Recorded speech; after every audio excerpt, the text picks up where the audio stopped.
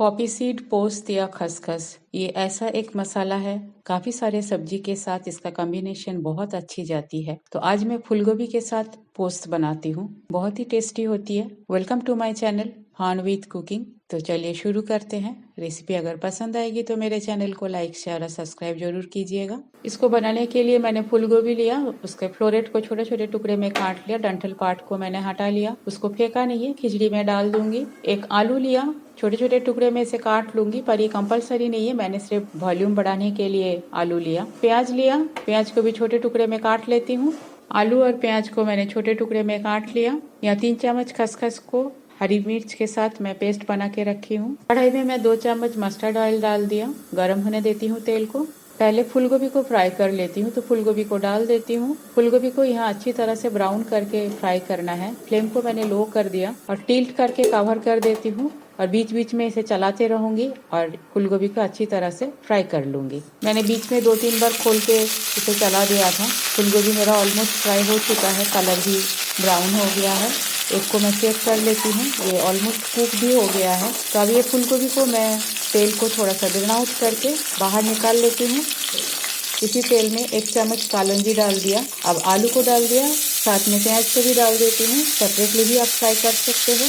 अब दोनों आलू और प्याज को मैं फ्राई कर लेती हूँ। फिर से और एक बार कवर कर देती हूँ। लीड खोल के एक बार चेक कर लेती हूँ। आलू और प्याज मेरा फ्राई हो गया है। बीच में मैंने लीड खोल के 1-2 बार चला दिया था। एक बार चेक कर लेती हूँ। आलू भी मेरा ऑलमोस्ट कुक हो गया है। हल्दी कंपलसरी नहीं है, पर फिर भी मैंने थोड़ा सा हल्दी डाल रही हूँ। हल्दी को मिक्स कर लेती हूँ। अब इसमें थोड़ा सा पानी डाल देती हूँ, 1/2 कप के आसपास। कवर करके आलू को पहले अच्छी तरह से कुक कर लेती हूँ। 2-3 मिनट हो गया, एक बार चेक कर लेती हूँ। अब आलू मेरा टोटली कुक हो गया है। गोभी को डाल देती हूँ। गोभी भी फ्राई करते वक्त ही मैंने ऑलरेडी कुक करके रखा था। नमक डाल देती हूँ स्वाद अनुसार, मिक्स कर लेती हूँ। अब खसखस को डाल देती हूँ। जार में जितना लगा हुआ था उसमें थोड़ा सा पानी डाल के मैं उस पानी को भी कढ़ाई में डाल दिया।